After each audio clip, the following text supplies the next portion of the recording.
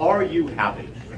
Yes. No, this isn't a call and response session. I want you to close your eyes and genuinely think about it. Are you happy? This is a question I don't think we ask ourselves often enough. I'll give a little example. January 27th of this year, I did it. I turned 17, which, as many of you know, is a huge milestone because it turns my less restricted license into a full legal driver's license.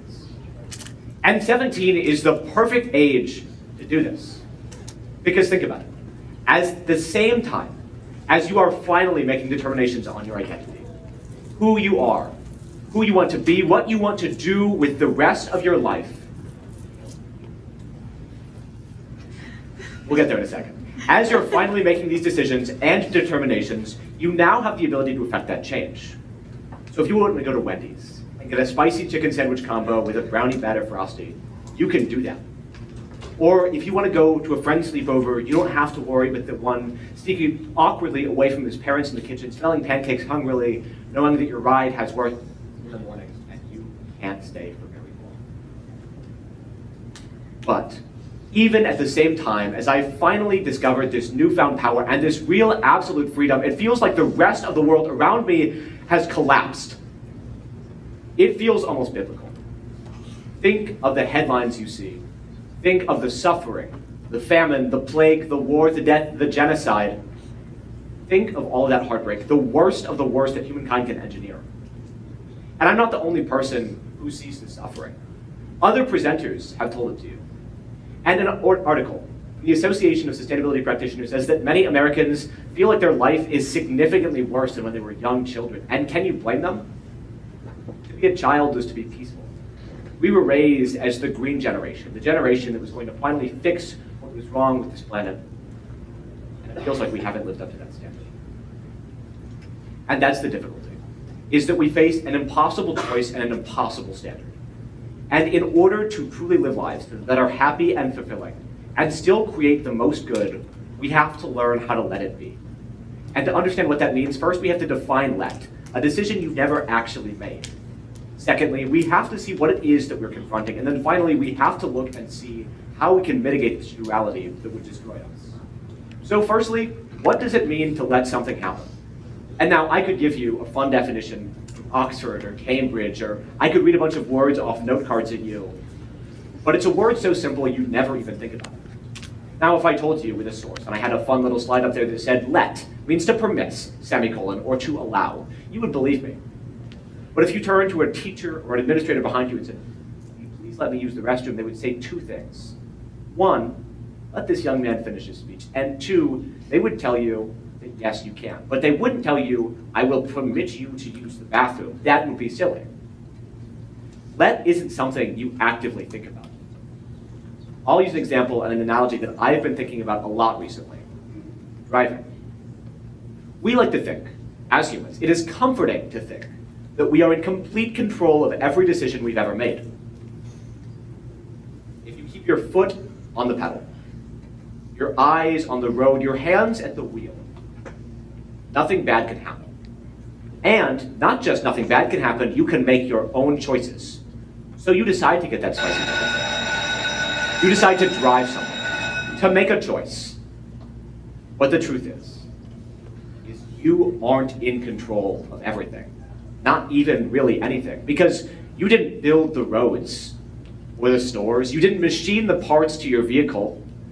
Something could fail at any time. And certainly, you don't control the other drivers on the road. We don't have those choices. And it's like philosopher Friedrich Nietzsche says in his last essay ever published, The Antichrist. He says that we use this conception, this idea of absolute moral free will and complete self-determination to disguise aspects of our life that we can't actually control. Because he says when we do not have control, when we don't have the freedom to make our own choices on issues, it's easy to be afraid. It's easy to lose sight of what we can do, and it's overwhelming. I'll be honest. You may or may not be thinking to yourself right now, wow, Hadrian Zurek, that nice young man up there on stage in advanced placement, English language and composition class, giving a TEDx great idea speech. He's just such a swell guy. And to that I'd say, That really warms my heart. But I'll admit I have flaws, like anybody else. And a flaw I'm guilty of, I practiced even last night, was when I should have been resting my head, or preparing a speech, or remembering what slides I have on this darn slideshow. That's crazy. I should have been doing that. But instead, I was doom scrolling Instagram Reels late at night, seeing videos that don't actually play because of PowerPoint, like this. Like watching Subway Surfers gameplay or Family Guy clips. Or seeing videos more like this. The top 10 unisex fragrances in 2026. The top 3 vacation locations. Here's the perfect workout routine. The perfect everything shower. The perfect morning shed. The perfect XYZ. Everything you're not doing right. And they say, Hadrian, or whatever your name is, I hope they're not talking to me. They'd say, you're not doing enough. Because here's the AP classes you should have been taking, the colleges you already should have visited. And here's a young girl in the small town of Illinois who is cured cancer, has 100,000 hours of community service, and is attending every single Ivy League at the same time in middle school. And you're not enough. An article from the American Psychological Association tells us that these parasocial relationships, combined with short-form content that's easily accessible, is the issue. We've all heard social media is bad. Now, I could tell you that UC Berkeley tells us that short-form content is uniquely damaging because of the dopamine cycles that it creates. Or read you National Library of Medicine studies showing empirically the increase in suicide and self-harm rates amongst teenagers. Or I could read you any number of articles about character AIs that have been used to lead people off the brink. But you don't need me to tell you that. The truth is, we are aware that in our lives, we are confronted with the best, most perfect clipped pieces of these lives. And slowly, as these short-form parasocial relationships continue, we homogenize these people because we see one beautiful, perfect, successful person doing one perfect, successful thing. And someone else living one aspect of a beautiful, perfect, successful life. And slowly, we tend to believe that we're the only person not in the know. That we should be taking better care of our skin, or our hair, or wearing better clothes, and that every single other person has it all figured out, and it's only us isolated alone in this world. And it's not just this idea of people living the best, most perfect lives. The inverse is also true. We see right now the most prolific images of violence and suffering and human hatred ever produced. And again, I could show you articles like this about how student debt is an all-time high. I could read you articles from Al Jazeera just 2 hours ago inciting and talking about specifically their mid-range strikes on Diego Garcia. I could read you from the British Broadcasting Corporation about the collapse of the EU, about Italy and Sweden and France and their snap elections and right-wing takeovers. I could give you thousands of data points. And again, you wouldn't need me to do that. Because as French philosopher Jean Baudrillard says in his 1993 essay, No Reprieve for Sarajevo, we do not live in a society that suffers from a lack of meaning. Your lives are full of meaning. Every single day, we see the most data, the most truth that we've ever seen. He says, quote, we are gorged with meaning, and that is killing us. And honestly, sometimes it feels like the myth of Achilles. Now, if you're not familiar, Achilles, at a young age, was offered a choice. He could live a short, beautiful, bright life. The historians and the epics would sing of him forevermore, but he would die tragically young. Or he could choose to live a life defined by nothing, fading into obscurity, choosing a quiet way out. Now this, of course, being a Greek tragedy, Achilles chooses the former. And it's true. We still think about him today. And as you listen to the speech, I want you to understand that that's the choice I'm offering you. When you sit there and you turn to your friends and whisper, I don't think, I hope the joke's about me. I think, how dare you? How dare you listen to 10 speakers who have chosen to give you their time, their talent, and their treasure, and you get to sit there and make glib little jokes. Because how dare any of us come here, go about our daily lives complacent, afraid to make waves, afraid to make real change. I say, how dare you not stand up? How dare you not affect real change? Because it's not enough. Because when I read you the thousands of data points about children who will never know the embrace of a parent, who will die alone and scared and afraid because we won't do enough, and so we make a choice. Maybe after listening to the speech, we decide that it's our turn to take a stand, to do something good with our lives, to create meaning, and to not just live a life, but to truly feel and experience. To pick up others' burdens because we are strong enough, to die on their crosses because that is our duty. How dare you not be willing to die on their cross if you wear one against your skin? How dare you make these choices in this cowardice? But if that isn't you, I understand. Because I'm just one person. You're just one person. You're just one person. You're just one person. And you're just one person. So maybe you take the second choice. Maybe you've decided that that's not who you are. That you aren't Achilles. You aren't some great Greek hero. You just want to go back to your 4th hour and the rest of your day. That's okay. And so maybe that's the choice you've determined to make. You want to live an average life, get average grades, go to an average college, whether it's Pitt or community or wherever that is for you, and you'll get an average salary and a nice average job, maybe middle management, something white collar, desk job. Maybe you get to work from home if you're lucky. So you choose to live your average life, and that leads you to an average death and an average funeral. Is that what you want? It's like Jean Baudrillard says. We are surrounded by too many truths, too much meaning. How can you make that decision? On the one hand, if you don't make it, if you don't choose to live for other people, you're selfish and a coward. But on the other hand, if you can't live for them, if you choose obscurity, you can't die for all of them. So it's the safer choice, isn't it? And that, fundamentally, I think both things are true. We are gorged with meaning. There are too many truths, and so why choose?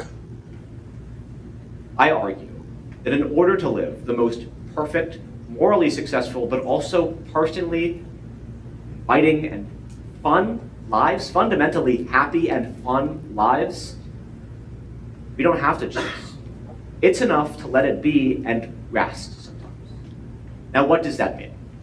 In her book, Rest is Resistance, author Tricia Hersey explains the narrative of the Black lived experience. She says that America has oppressed people of color, and specifically African Americans, through the slave trade for over 300 years. Whether it is directly slavery, or its complete disenfranchisement, serially and commercially, or whether it's just a lack of access to opportunities. It's not just racism, it's not structural violence, it's not just bigotry in hate speech and derogatory comments. She points to a unique term for anti-blackness, a unique way of living that is antithetical to these people. In 3rd grade, I had the opportunity to watch Martin Luther King Jr.'s famous I Have a Dream speech, and it was inspiring, right? We've all seen it or listened to snippets of it at some point, and honestly, we all, I think at least, know that it feels really good to think that there was someone out there so brave and so powerful and charismatic, with a vision to change the world, who could live and take care of our problems. But we know that's not how the world works now. We know he didn't fix everything. He was tragically assassinated before he got to see the fruition of his life's work.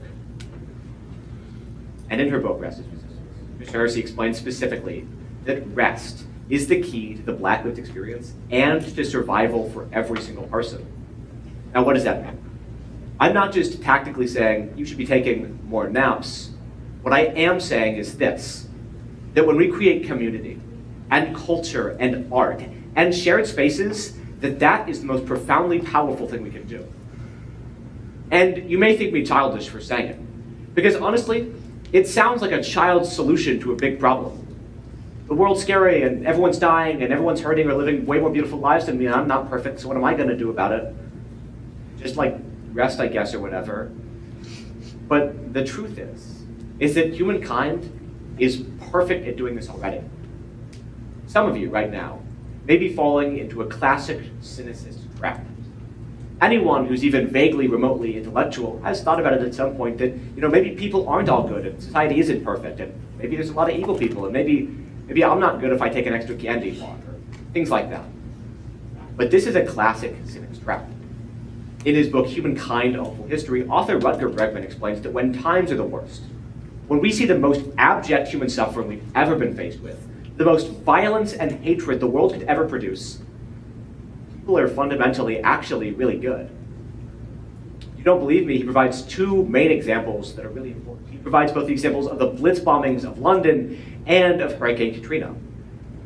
Now, you look at London today and you see a war-torn, devastated, racked city.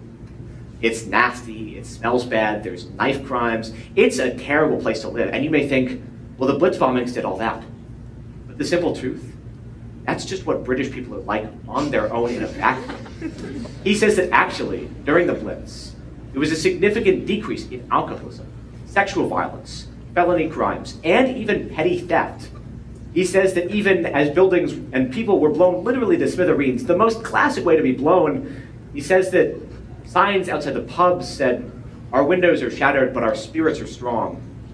Come in and try some."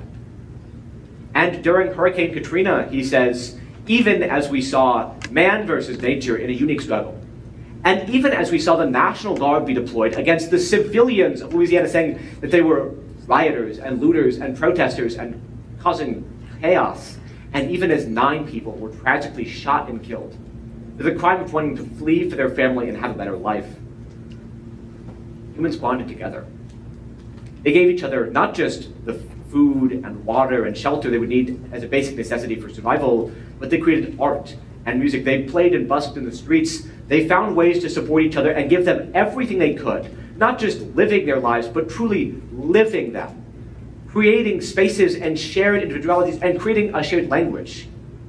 He says that humans didn't survive because we were the strongest monkeys, or because we were the nicest, or because we were the smartest, or the fastest, or the best at anything, really. He doesn't even say we're that great at making nice communities, but he says that fundamentally, we want to create communities. And if you remember nothing else in this speech, it all blows away, you go to your 4th hour, you forget you were here just to skip class, I want you to remember this. It's true, you don't have a lot of choice. We live in a world where people are living infinitely better lives than you and suffering so much more. And the choice on whether or not you can choose morality to kill yourself, for fight what you believe in, or to just die in obscurity doing nothing and letting the world pass you by, isn't a choice you have to make. Sometimes, in order to understand the simpler philosophy of happiness, you have to learn to live and let it be. Thank you.